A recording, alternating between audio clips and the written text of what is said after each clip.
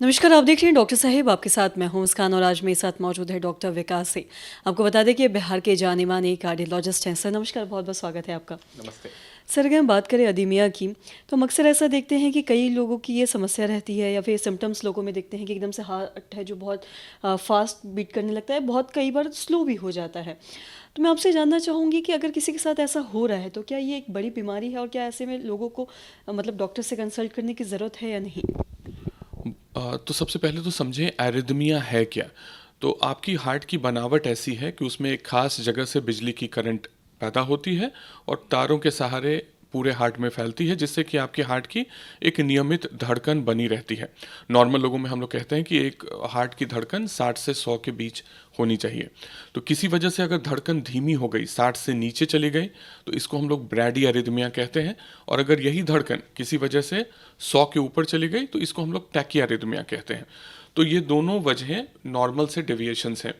दूसरा कि अगर जहाँ बिजली पैदा होनी चाहिए, जिस जगह से करंट्स की शुरुआत होनी चाहिए, उस जगह से ना होकर के किसी दूसरी जगह से शुरुआत हो रही है, तो ये भी एरिथमिया की श्रेणी में आता है। तो धड़कन तेज़ हो जाना या बहुत धीमा हो जाना, दोनों ही ख़राब है, दोनों की अपनी अपनी वजहें हैं।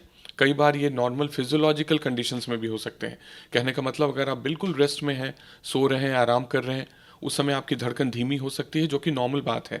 अगर आप दौड़ रहे हैं, भाग रहे हैं, किसी तरह की स्ट्रेस में हैं या कोई फिजिकल एक्टिविटीज़ में लगे हैं, वैसी सूरत में आपकी धड़कन तेज़ हो सकती है।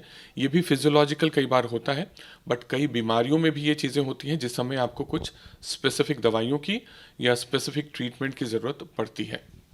और साथ ही अगर हम बात करें जैसे कि आपने बताया कि एकदम से हार्ट बीट तेज़ हो जाता है या फिर एकदम से धीरे स्लो हो जाता है, तो ये क्या किसी पर्टिकुलर एज में होता है या फिर ये किसी को भी हो सकता है? क्या छोटे बच्चों को भी हो सकता है और बूढ़े लोगों को भी हो सकता है? जी, ये परेशानी किसी उम्र में हो सकती है। तो छोटे बच्चे जो जिनकी उम्र 1 साल से कम है, उनमें भी ब्रैडी और टैकी दोनों एरिथमियाज़ मिलते हैं और उम्र-दराज़ लोगों में भी ये परेशानी मिलती है। तो धड़कन की परेशानी कोई एक स्पेसिफ़िक ग्रुप की परेशानी नहीं है। वो आप जब से पैदा लेते हैं और तब से आपकी आखिरी साँस तक ये कभी भी आपको दिक्कत दे सकती है। और साथ ही सर अगर हम जानना चाहेंगे कि अगर किसी का धड़कन एकदम से तेज़ हो जाता है, तो क्या इसका कोई ट्रीटमेंट है? क्या इसका कोई इलाज या उपाय है? तो पहले तो आपको पता करना होता है कि जो धड़कन की तेज़ी है वो फिजियोलॉजिकल है या पैथोलॉजिकल है, या कहने का मतलब वो नॉर्मल एक्टिविटीज़ की वजह से हुई या वो बीमारी की वजह से हुई। अगर बीमारी की वजह से तेज़ी आ रही है तो आपको कई बार धड़कन धीमी करने के लिए दवाइयों की ज़रूरत पड़ती है। कई तरह की दवाइयाँ होती हैं जो डॉक्टर आपकी कंडीशन के हिसाब से आपके लिए प्रिस्क्राइब करते हैं। अगर दवाइयों से काम नहीं चला तो कई बार कार्डियोवर्ट करने की ज़रूरत पड़ती है। कार्डियोवर्ट का मतलब होता है बाहर से करंट का झटका दे करके हार्ट की धड़कन को नियमित किया जाता है। कुछ खास तरह की टैकीआरिथमियाज़ या धड़कन की तेज़ी होती है जिसमें मशीन्स लगाने की ज़रूरत पड़ती है। ये एडवांस तरह के पेसमेकर्स होते हैं जो ज़रूरत पड़ने पे खुद ब खुद हार्ट को एक करंट का झटका दे करके धड़कन को नियमित कर सकते हैं। तो कई चीज़ें हैं और कई बार एक इलेक्ट्रोफिजियोलॉजिकल स्टडी, एक छोटी ऑपरेशन होती है जिसके द्वारा जिन तारों की वजह से धड़कन में तेज़ी आ रही है उनको आप जला करके इस कंडीशन को पूरी तरह से ट्रीट कर सकते हैं। तो कई तरह के ट्रीटमेंट ऑप्शंस मौजूद हैं जो आपकी बीमारी के हिसाब से आपके डॉक्टर आपके लिए प्रिस्क्राइब कर सकते हैं। तो वही अगर हम बात करें अगर किसी का धड़कन एकदम स्लो हो जाए या फिर अगर धीरे-धीरे काम करने लगे, तो फिर इसमें भी क्या कोई इलाज या उपाय है इसका भी? जी, तो इसमें भी आपको पता करना होता है कि ये चीज़ें क्यों हो रही।